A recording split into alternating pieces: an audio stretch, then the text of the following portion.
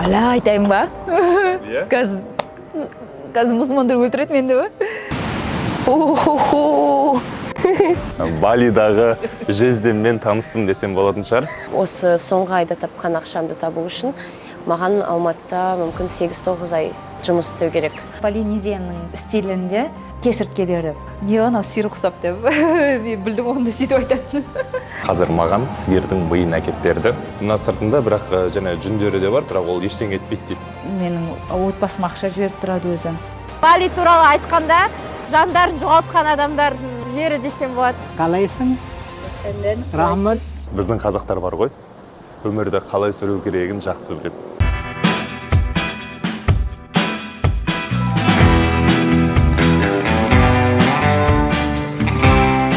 Ассалаумағалейкум жолаушыларым. Қазір Қазақстанда қар жауды, күн суытты, дәл осындай салқын кезде біздің шығарылымымыз сіздердің жандарыңызды жылытады деген ойдамыз. Біз Балидеміз, бұл жақта мыңдаған қазақ өмір сүреді. Бүгінгі шығарылымда солардың өмірімен танысамыз. Бали деген осы? Бали Индонезияның ең танымал аралы. Сұлулығы бойынша жер бетінде оған тең келер мекен жоқ шығар. Әрине, өзіміздің қатон қарағайды қоспағанда. Аралдың екі бетін үнді және тынық мұхиттары шайып жатыр. Жылына осы көріністі көру үшін ондаған миллион турист келеді. Олардың арасында өзіміздің қазақтар да бар. Бірақ бүгінгі шығарылым туристер жайында емес, өмірін осы елмен байланыстырған қазақ қыздары туралы. Бейресми мәлімет бойынша кемінде әр 10 қазақ қызының бірі шетелдік азаматқа тұрмысқа шығады екен. Ендеше өзге ұлт өкіліне тұрмысқа шыққан қазақ қыздарының Балидегі шынайы өмірі бүгінгі шығарылымда. Неге қазақтың қыз келіншектері Балиға құмар? Қызық сұрақ екен. Мүмкін өзін ізденгісі келетін шығар, мүмкін өзін жан тыныштығын табатын шығар. Мен сияқты адамдар көп. Мен негізі Бали туралы айтқанда, ол жандарын жоғалтқан адамдардың жері десем болады. Мен өзім солай ойлаймын. Өзін іздеуге келеді көбіне. Осы жақта өзінің ішіне сұрақтарына жауаптарын табады деп ойлаймын. Сәйесі, ішке ары кіреміз. Біздің салон, мына жақта ресепшн. Біздің рабочий қыздардың отыратын обед уақытында тамақ ішетіндері. Мына жер бізде лазердікі комната. Бізде салон негізі шашылуға арналған лазермен, либо сахармен. Мына жақта сахар. Сахарная депиляция деп айтылады негізі. Барлық жерді шашын жуамыз. Клиенттер уақыттар болмай, шомылатын кезде мына жақ душевой. Мына жақта бізде кірпік жабыстыратын жер. Мына жерде менің кейбір құрбыларымның заттары сатуға келіп қояды. Кейбіреулердің өздерінің брендтары, кейбіреулер поставкалар жасайды басқа елден. Сол осы жаққа келіп қояды. Сатылғандарын арасында маған проценттерін беріп, қалған ақшаларын өзіміз сол қызға жіберіп тұрамыз. Клиенттеріміздің 95% шетелдің адамдары. Көбінесе Россия, Украина, Белоруссия, Европа, Америка. Тек қана 5% ғана местный адамдар, қыздар и ұлдар кейбір кезде. Ер адамдар тек қана может шашылуға ғана келеді. Көбінесе адам гигиена жағынан, әдемі көрінуге. Ер адамдар арқа жағының шаштарынан жұлуға келеді. Қолтығымды аяғымның жүндерімен өз бетімен жұлау. Бірақтан кейбір жерлер бар, который кішкене қиынырақ. Сол үшін өзімнің мастер екеніме қарамастан мен басқа мастерларға барамын. Маған айтпайды не кию керек екенін, не айту керек екенін. Арасында болды ондай разногласиялар, бірақ та оның бәрін уже уладили. Всегда поддерживать етеді. Например, басында мен өзім үйде жұмыс істеп, үйде қабылдап жүрген кезде, кейіннен клиенттерім көбейіп бастаған кезде, беби, давай саған салон ашайық деді. Я говорю, если хочешь, давай дедім. Я всегда за. Негізі соның көмегімен салон ашылды ғой. Сәлеметсіз бе? Меня зовут Санду, я из Казахстана. Живу здесь на Бали уже 4 года. И вот мой супруг, его зовут Адит, он с Джакарты. Он у нас миксованный парень. Он индонезиец и полунидерландец. Элементарно, вот, например, сегодня, пока мы тебя ждали, он мне там еду приготовил, потому что у меня времени не было. Он мне еду приготовил, завтрак там приготовил, там кофе налил, это сделал, то, помог по дому, там что-то сделал быстренько. И все, и это нормально. То есть это не считается, что типа, ой, он там что-то не так делает. Біздің үйімізге қош келдің. Мен сендерге үйіміздің мүшелерін таныстырғым келіп тұр. Бұл Лаки, ол ана. Бұл Хаппи, Лакидің баласы. Мен жұмыстан үйге қайтып бара жатқанда бұрыштан бір жәшікті көрдім. Ішінде күшік Лаки жатыр екен. Оған жаным ашып үйге алып кеттім. Қазір ол тыныш жатыр ғой, әдетте көп үретін еді. Number one silent, but now not silent. Now not silent. This is my bike. Менің үйімдегі ең сүйікті затым мотоцикл. Онымен бүкіл Балиді Санду екеуміз араладық.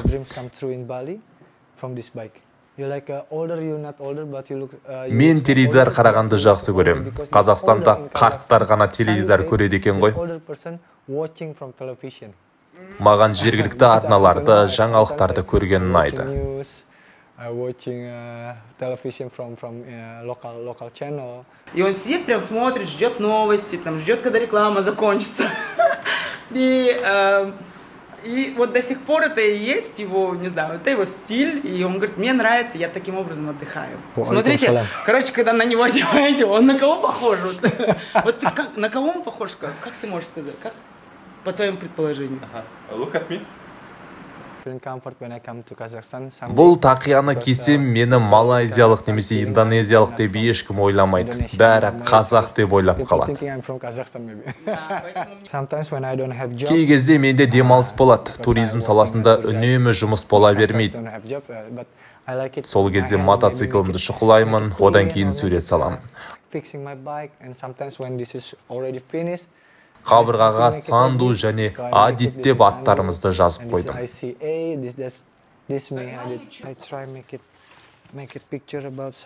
Сандудың суретін салуға тырысып жатырмын. Қазір небәрі 20%-ін аяқтадым.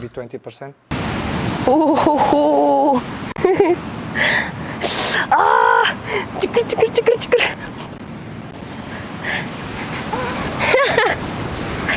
Кеттік.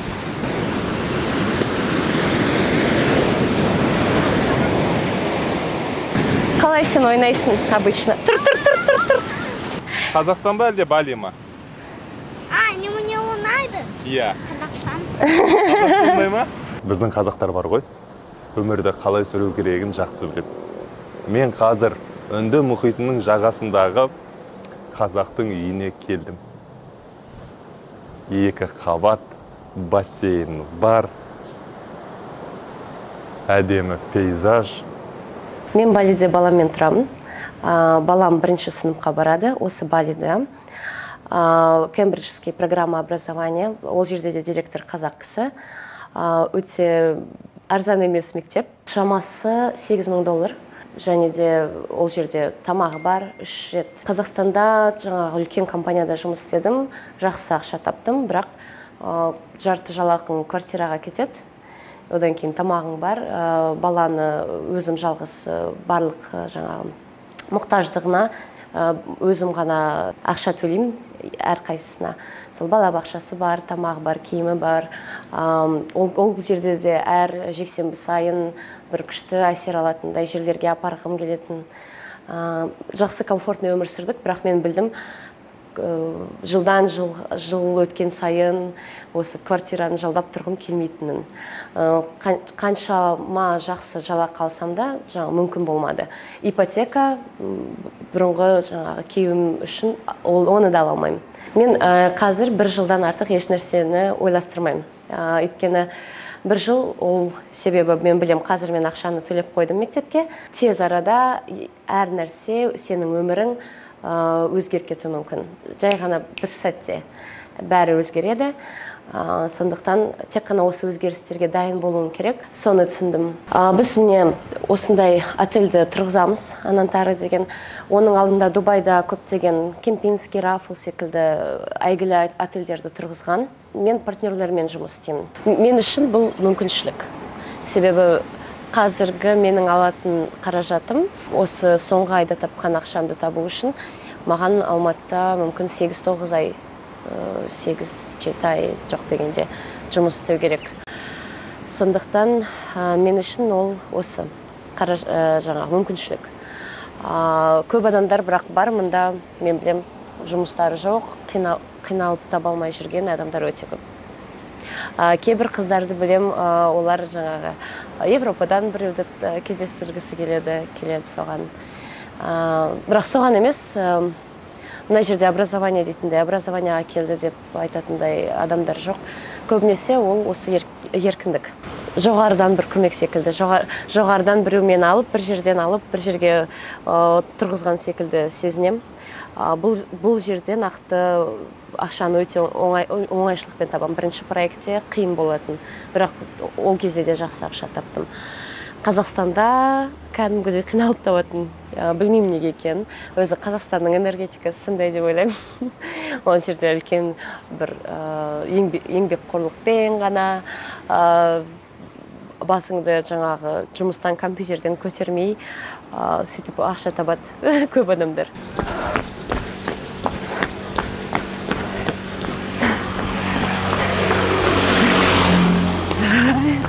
Таланып келмеу 1 жыл болды.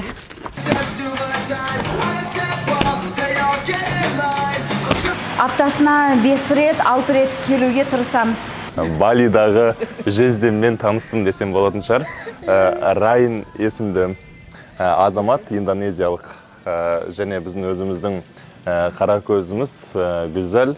Райын деген кішкентай ханзада деген мағына береді екен. This is my grandfather. Мынау менің атамның суреті.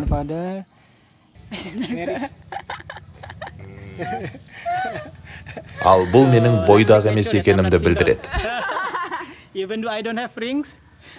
Мен жүзік тақпаймын. Ол жоғалып кетуі мүмкін, бірақ бізде белгі бар. Қалайсың? Рахмет. Салемetsби. Котақ бас. Кесіп тастайды. Балидегі жездеміз әзіл қой екен. 100 жылыдан түңілме деген бар ғой. Айтпақшы, Райынның жасы 40-та, бірақ менен де жас көрінеді. Ала айтайын ба? Қазір мұсылмандар өлтіреді менді ба? Мен негізі тату студияда танысқанбыз. Мама білмейді бұны. Негізі тату студияда таныстық. Мен бұлай насем, қай елге барсам, сол жақтан кішкене татуировка істей алам депші. Қолыңыздағы татуировканы жасаттыңыз ба сол кезде? Жоқ, арқамдағын. Мына жағында Кореяда жасатқам, арқамдағынды ол жақтан.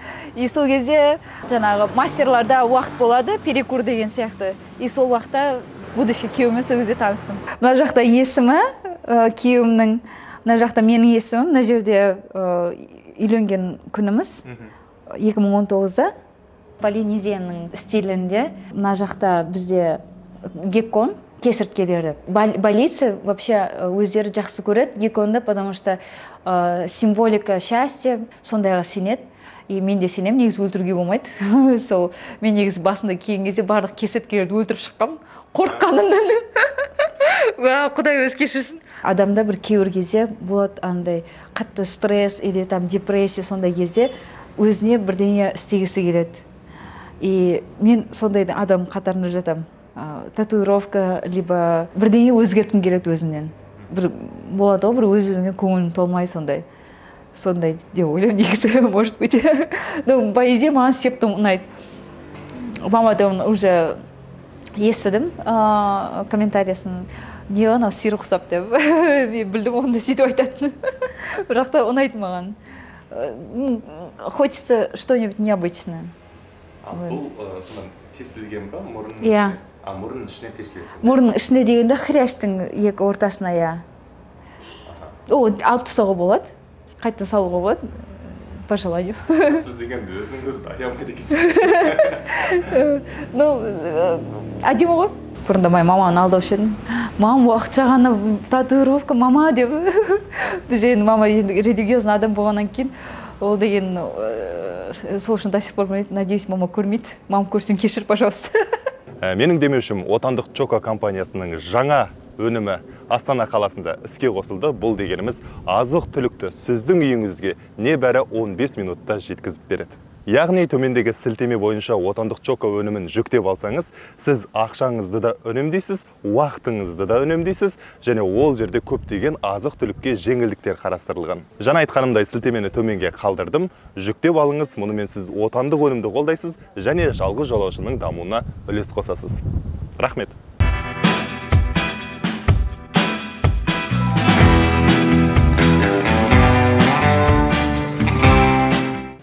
саламатсыз бе мама? И все, мама деген ана жақта түрін көріп, ой құдай-ай, не деген өзіміздің бала ғой деп. Одан кейін қалайсың дейді. Одан кейін қалайсыз деп білмейді ғой сөзі. Иә, қалайсыз мам? Осы екі сөзі жаттап алып барды. Мамаға ұнады. Ойладым, ұнамай қалатын шығар деп.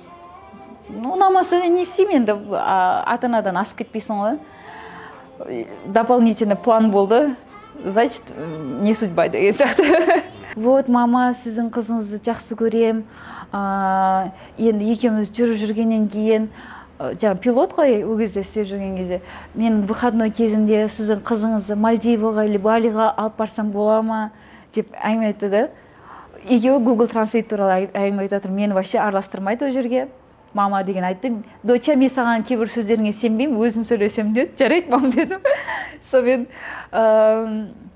жаңағы мама деген айтып жатыр ғой, енді барса қызыңызды 1-2 айға алып келсе, мама уйбай деді. Маманың осы сөзін вообще ұмытпаймын түрін. Уйбай, нет, жібермеймін деп. Уйбай, Google Translate арқылы уйбай дейді ғой. Ой құдай. Мама кішкене эмоциональный адам болғаннан кейін ана жерде күлкім келді. Мен дочамды жібермеймін. Жаңағы мама, онда маған ойлануға уақыт беріңіз деді да. Сөйтіп ол жаңағы өзі квартира снимать етіп тұрды. Өзі самостоятельно квартира снимать етіп, мама деген қанша жерден үйге 10 деген күннің өзінде де, жоқ мама ұят болады деп. Сонымен келесі күні звондайды.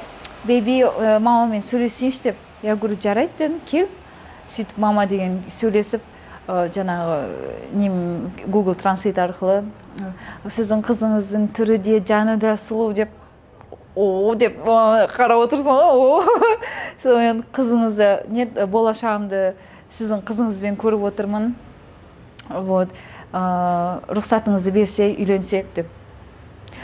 Негізі мен басқаша ойлағам.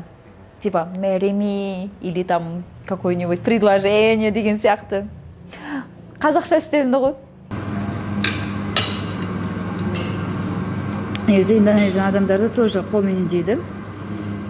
Бірақтан адамға байланысты.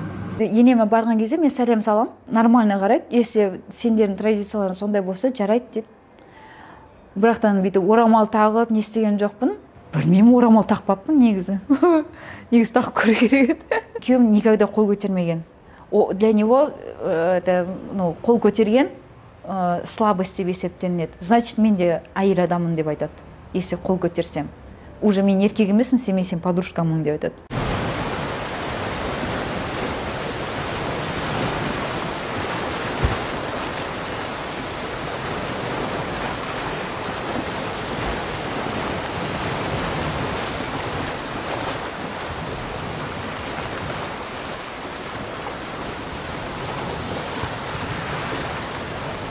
Негізі осы районда пәтердерді жалдау қымбат басқа райондарға қарағанда. Бірақ мен өзім келгенде қонақ үйде тұрған бір апта, сосын өзім іздеген картамен, сосын группаларда іздеген.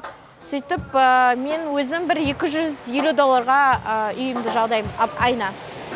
Ол аптасына 2-3 рет жинайды, постельді ауыстырады, сондай. Қонақ үй сияқты, бірақ өзімнің балконым бар, сол жақта кішігірім өзімнің ас үйім бар, тамағымды пісірем өзім. Сонда $250 айына, және үй жинайтын қызметкермен бірге деп айтса да болады. Иә. Сосын электричество, сондай суға неге ақша төлемеймін. Бәрі соған кіреді. Мұн жақта ет қымбат. Бұл жақта көбінесе адамдар вегетарианец, сосын тауық етін жейді. Сондықтан бұл жақтағы тауық, біз жақтағы ет сияқты бешбармақ. Сондықтан олар көбіне тауықпен тамақтанады.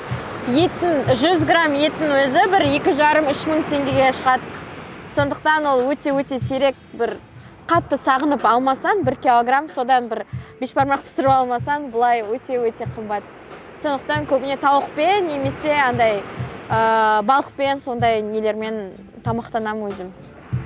Немесе аптасына бір рет ресторандарда болады, андай еттің стейк кеші, сол кезде кішкене арзан бағада сатады, сол кезде барам. аптасына. Ол сондай жерлерді білу керек, сондай жерлерде қанша теңге шығады. Допустим, 200 грамм стейк еті где-то бір 3,5 теңгеге ма сондайға жеуге болады. Өте тәтті болады. Өте де. Бешбара жеуге кетті ғой. Кеше вообще мен тушенка туралы ойлаған, макарон мен тушенка жегім келіп тұр деп. Сондай кейде ойлар келеді. Тамақты сағынам көбіне Қазақстанның. Бұл Индонезияның ұлттық мейрамханасы. Қазір маған сиырдың миын әкеп берді. Түріне қарасаң енді тәбетті ашпайды. Қойдың миын жеуші едік қой біз.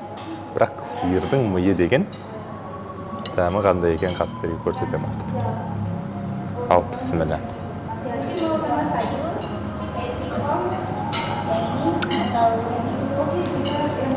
Үндістандықтар көрсе жылайтын шығар, бірақ дәмді екен.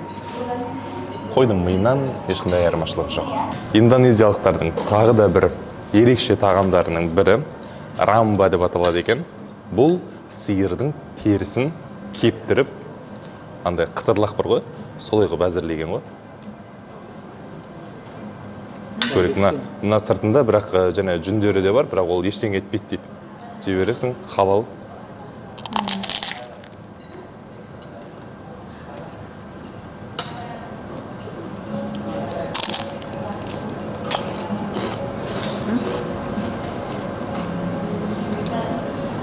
Дәмі чипсиға ма, сонда бір нәрсе келеді екен. Сиырдың терісін осылай түрлендіреді деп ойламаппын.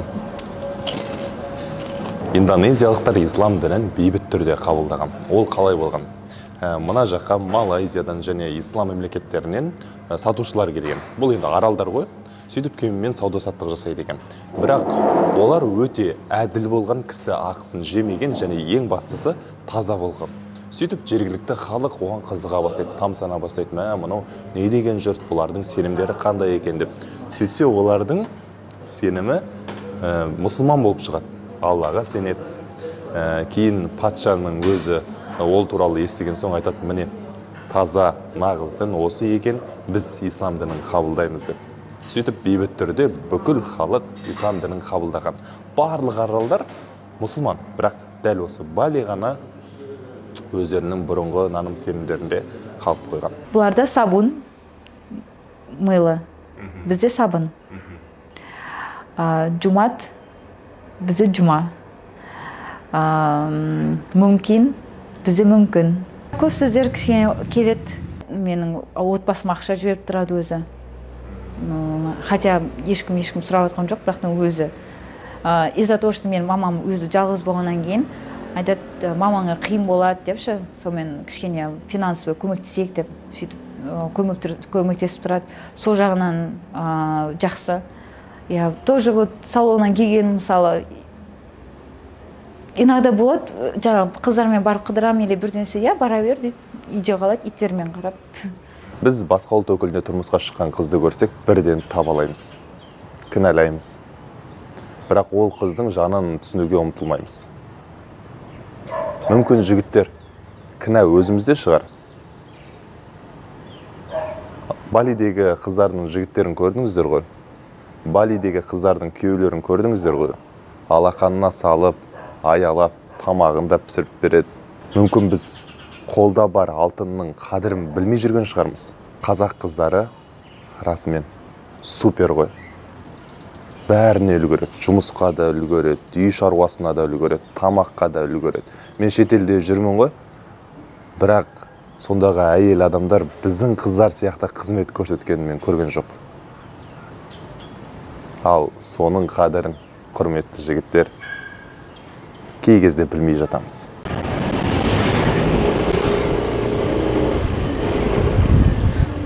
Мына жақта левосторонний движение, кстати. Айтпаппын ғой, әлі шөп. Жылдам жүреді екенсіз ғой? Жоқ. Әлінұр жылдам жүрем ба мен? Негізі жоқ.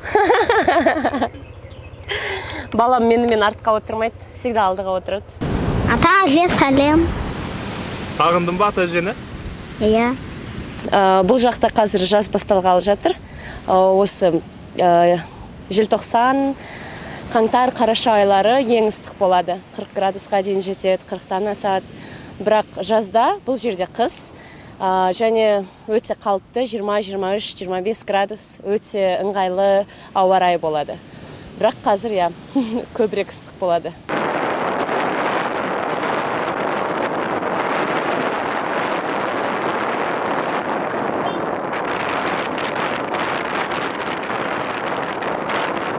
Күйеуім сатып алып берген. Басында бірінші байкым менің басқаша болған, варио сәл жеңілдеу. Жылдам тез болатын. Бірақтан одан бір рет құладым, жаман құладым. Одан кейін ақырындап үлкенірек байққа көштім, потому что ауыр болғаннан сен айдаған кезіңде салмақ ұстайды. Алдында мен құлағаным из-за того, что жаңағы жеңіл болғаннан кейін каждый кочкаға келген кезде ұшып кетесің. Сенбі сайын бір жерге шығам деп сол шықтым. Қайтып келе жатқан кезде үйге ұйқым кеп тұрды да қатты айдадым. Содан кейін лежачий полицейский деді, соған кішкентай емес, өте үлкен болды. Содан ұшып кеттім. Бұл жерде медицина өте қымбат. Егер страховкаң болмаса, ол кезде болмады. Сөйтіп өте үлкен ақша, $1000 ма ақша құрттым. Бүкіл X-ray, жаңа укол. Егер де бір нәрсеге тап болсаң, бұл өте қиын. Одан кейін медицина керемет деп айта алмаймын. Өзіміздің Қазақстандағы дұрыс емес деп айтатын медицинамыз негізі өте жақсы.